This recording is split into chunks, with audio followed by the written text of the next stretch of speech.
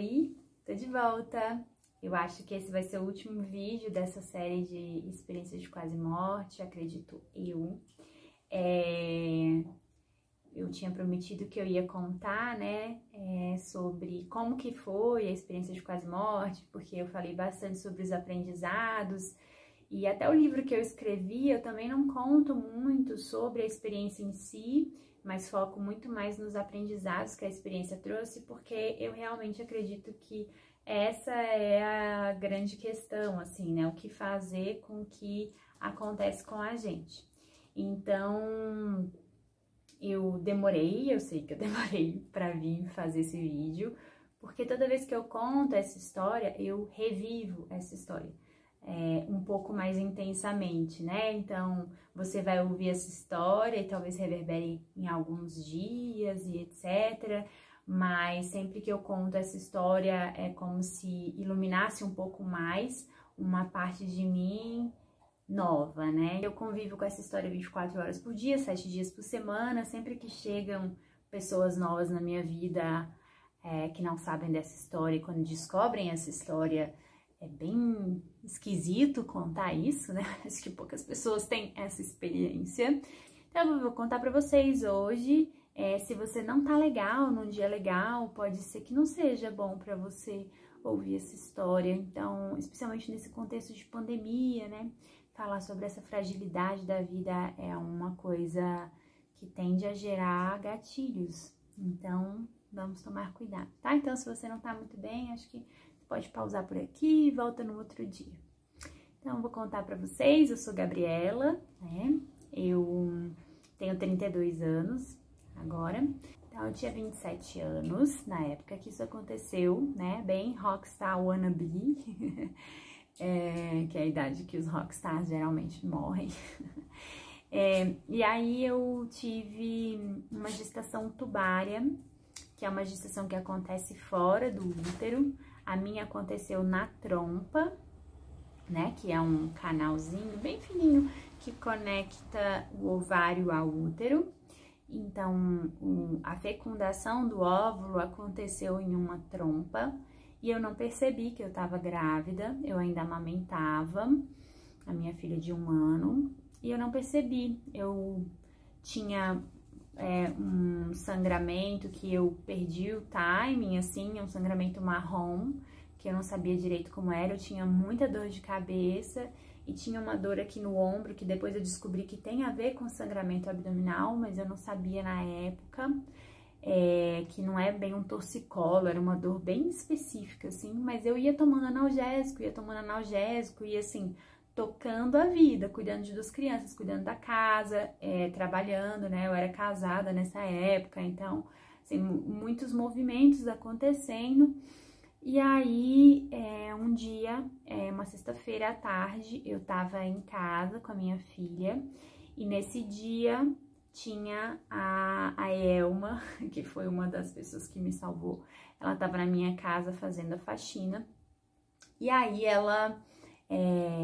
eu tava com a minha filhinha, ela tava mexendo num vaso de planta, tava sentada no chão, e aí eu tirei uma foto, que inclusive eu acho que é a primeira ou a segunda foto do meu Instagram, falando assim, né, não pode dar 1 minuto de descuido, e ela já tava lá, tava aprendendo a andar, futucando a terra, né, e a terra tava espalhada assim na mesa. E aí eu postei essa foto, deixei o celular em cima do sofá, tava sentada no chão e levantei. Quando eu levantei, eu senti uma dor imensa na barriga, muito forte mesmo, assim, muito esquisita. E aí eu vi que tinha alguma coisa de errado comigo. Mas aí eu fui, achei que era vontade de fazer cocô, alguma coisa, porque era uma pressão pra baixo. E aí eu tava usando um copinho coletor, né, que eu acho que inclusive foi uma das coisas que eu não percebia a quantidade de sangue que tava saindo, porque toda vez que ia fazer xixi eu tirava, então eu acabei perdendo noção disso. O copinho coletor menstrual, não sei se você conhece. E aí beleza, aí eu fui no banheiro, não saía nada, só que a dor começou a ficar muito intensa e eu comecei a desmaiar. Assim, até a sensação de desmaio primeiro. Aí eu fui tomar um banho frio, falei, não, né, o que tá acontecendo? pode ser só um ataque de ansiedade com alguma coisa, sei lá, eu não tava achando que era alguma coisa séria, assim. Só que a coisa começou a ficar muito intensa, muito rápido. E aí eu chamei a Elma, né, e falei, você precisa ligar pro SAMU agora, porque eu tô achando que eu vou morrer. E aí já tava bem nítido pra mim que eu tava meio que transitando, assim, entre o meu corpo e não estar no meu corpo. E era uma sensação bem nova. Era uma sensação bem nova pra mim. Então eu pedi pra ela ligar pro SAMU, que é 192, deixar aqui registrado pra ficar no seu subconsciente aí quando você precisar, porque ela não sabia o número do SAMU, eu não conseguia raciocinar, eu estava desmaiando muito. E ela errou o número, ligou para os bombeiros passaram o número do SAMU, aí ela tentava falar com o SAMU e não conseguia. E aí eu falei, eu preciso que você chame alguém, eu preciso ir pro hospital. E aí eu pedi para ela ligar para minha mãe, e aí na época eu morava perto da minha mãe, assim, a minha mãe chegou muito rápido. E quando a minha mãe chegou, eu já não tava conseguindo ficar em pé. Desmaiada mesmo, e a minha mãe, sabe-se lá da onde tirou essa força, ela me pegou no colo e foi me carregando do terceiro, do quarto andar desse prédio, me botou no elevador, me botou no carro e foi dirigindo pro hospital. E eu lembro que a dor era tão absurda, assim, eu gostaria muito de não ter a memória dessa dor, mas era uma dor tão grande que ela fazia eu desmaiar, né? E aí eu ia no banco de trás do carro, assim, eu já tava sentindo que eu ia morrer. E aí eu gritava assim, eu não quero morrer agora, eu não quero morrer agora. Eu só ficava repetindo isso. Eu lembro, eu não sei se eu até perguntei pra ela depois, mãe, eu vocalizei isso, porque isso era uma coisa muito forte em mim, assim. Eu não quero morrer, eu não quero morrer. E ela disse que eu gritava, assim, baixinho, né, porque eu tava muito fraca. Eu já tava com esse sangramento e não sabia, né? Tava com uma gestação tubária de 6 semanas. Então, é uma gestação que ela é inviável e ela geralmente leva a óbito materno, né? Porque o que aconteceu comigo, a chance de você sobreviver é muito baixa. Então, a gente chegou no hospital e a minha mãe, eu já tava muito apagada, não lembro muito bem o que aconteceu nesse meio aí. E aí eu lembro que eles tentavam pegar minha veia e não conseguiam. Então eu já tava com esse sangramento há muito tempo, minhas veias estavam muito frágeis. E aí eles não conseguiam parar a dor, mas em algum momento alguém conseguiu e aí, nossa, sentir o alívio da dor foi uma coisa muito, muito boa. Mas eu já não tava tão presente em mim. Aí a minha mãe ligou pro meu pai, meu pai chegou no hospital, quando ele chegou ele encontrou uma médica. Tem muitas coisas, assim, estranhas na minha história, né? Encontrou uma médica que ele viu, ele disse que bateu o olho nela e falou, você vai salvar minha filha, vai ali olhar o que tá acontecendo. E aí a médica me olhou, eu já tava mais pra lá que pra cá, muito branca, assim, pálida, né? Na boca e sem cor praticamente. E a médica não era ginecologista, obstetra, e ela olhou pra mim e falou, tem chance dela tá grávida? Eles falaram, tem. Então, aí ela falou, isso é gestação tubária. Eu posso estar enganada, mas isso é gestação tubária, ela precisa ser operada urgentemente. Porque do jeito que ela tá, a gente vai perder ela. E aí ela chamou a médica, a ginecologista, obstetra, e aí ela foi lá. Chegou a doutora Milze, que foi o canal, né, que me salvou. Eu sou muito grata. E a doutora Milze cuidou de mim muito bem. Eu não lembro muito bem o que aconteceu, eu lembro que eu ainda fui fazer e ela disse que a cirurgia precisava ser muito precisa para saber aonde que estava esse embrião. E aí eu fui pro centro cirúrgico, né? Eles descobriram que estava na trompa direita, eu fui pro centro cirúrgico, mas quando eu chego no centro cirúrgico eles não conseguem pegar a veia para aplicar anestesia. E a doutora Milze estava esperando com o bisturi para fazer a incisão, né, para cortar, abrir e cauterizar, parar o sangramento, quando a trompa rompe. E aí a minha barriga começou a encher de sangue, encher. Foi uma hemorragia de 70% do sangue do corpo, questão de segundos. E aí, esse momento, eu já não estava muito presente, né? E nesse momento, ela fez a incisão, ela abriu a minha barriga mesmo, sem anestesia, enquanto a anestesia tentava pegar. E ela abriu porque ela disse que se ela sabia que se ela não abrisse, ela ia perder a paciente. E aí ela disse que ela ficava falando o tempo inteiro, né? Assim, pensando o tempo inteiro.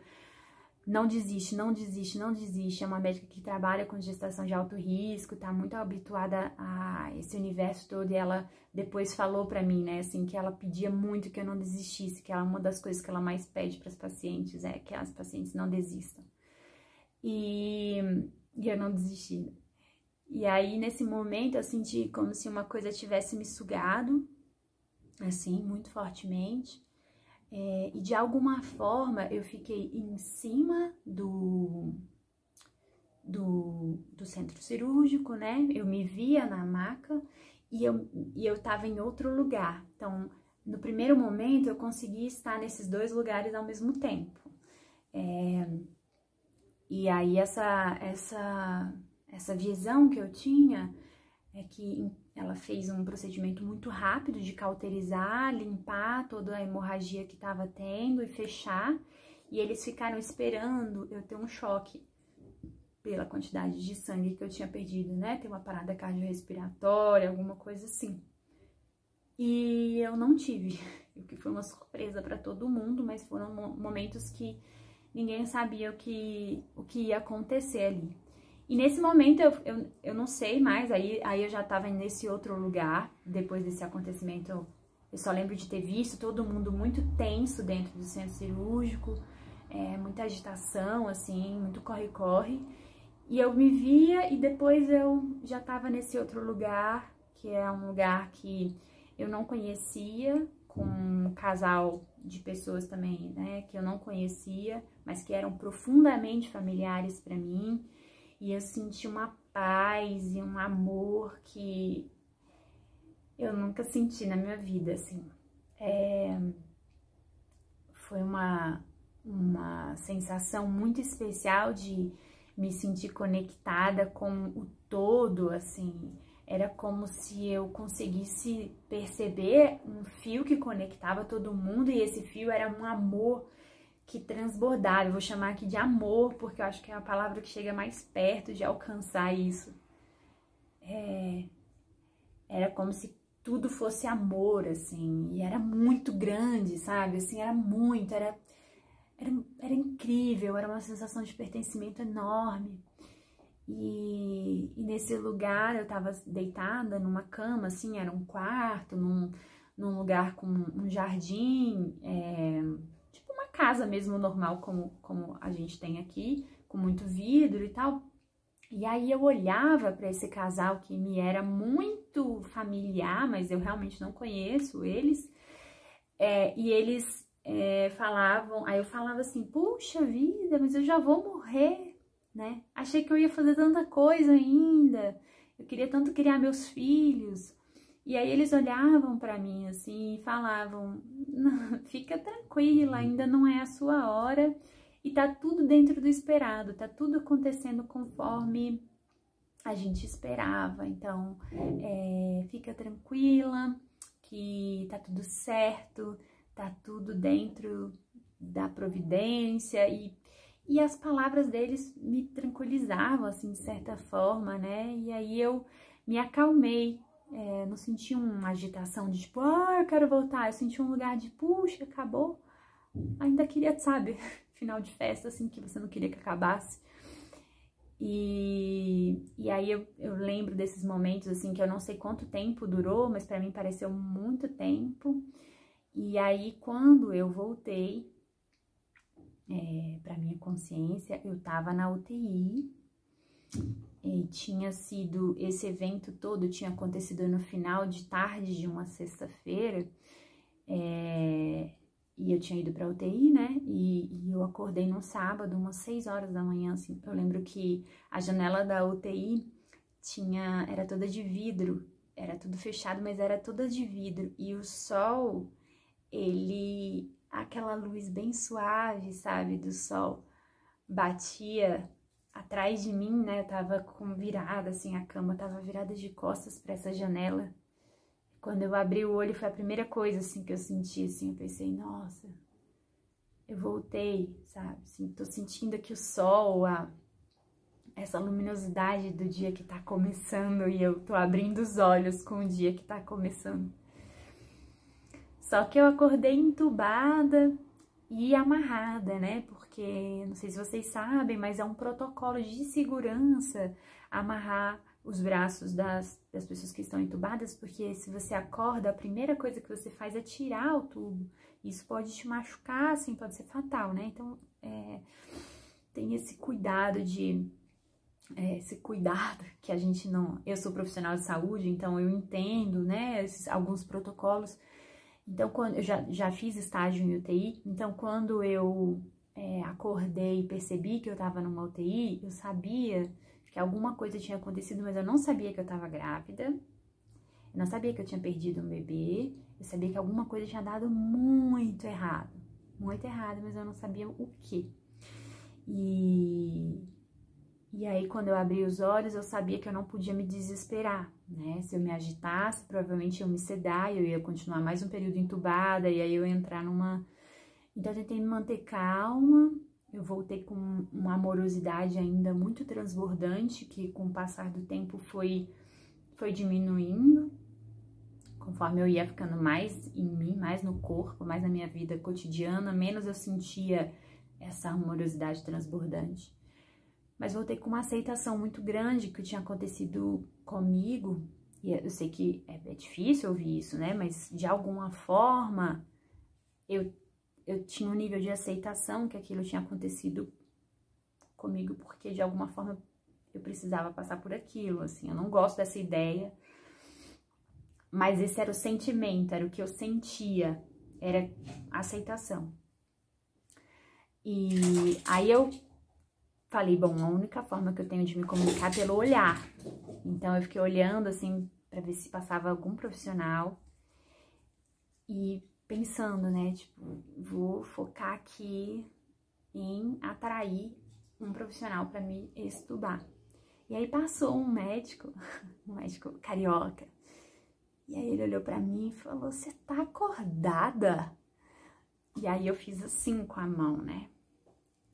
E aí eu ri, assim, de leve, percebi que eu não podia mexer muito a língua, a boca, porque realmente... Aí ele falou, nossa, cara, é muito ruim ficar com a paciente entubada. Eu vou chamar alguém pra te extubar. Falou desse jeito, toda alta astral, assim. E aí ele foi chamar, acho que foi uma físio, não lembro direito. E aí ela veio, aí ela me falou que eu não podia tirar o tubo, que ela ia me desamarrar e tal. E aí ela fez essa extubação, que é uma sensação que é muito ruim. E aí tirou esse tubo, né? E foi muito ruim perceber que eu não tava respirando por mim mesma. Então, quando tirou o tubo e colocou a máscara de oxigênio, eu já comecei a perceber meu corpo.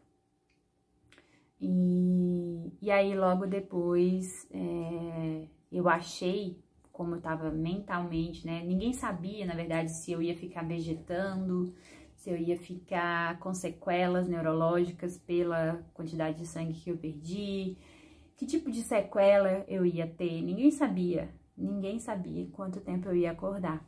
E já tem 20 minutos de vídeo. Vou tentar ser breve.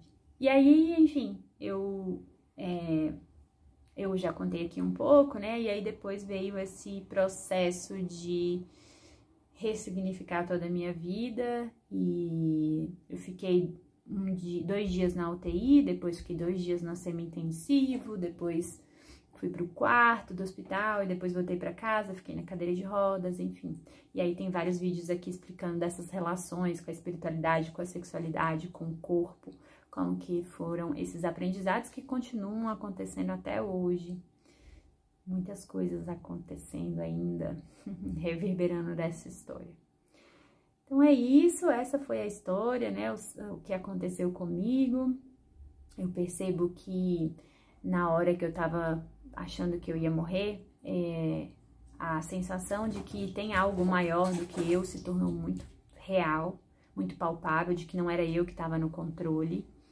E era um lugar de entrega, né? Então, acho que tem uma coisa que eu falo no meu livro, que eu falo sempre que eu conto essas histórias, que é um lugar de que parece, pelo menos pra mim, foi mais fácil quase morrer, né? Do que ver alguém morrendo, porque as pessoas ao meu redor sofreram e ainda sinto que tem algumas coisas muito profundas ainda relacionadas a isso. É realmente muito difícil. E eu passei por 2 perdas no ano passado e percebi também que é realmente muito difícil ficar aqui, né? Depois que as pessoas que a gente ama vão embora.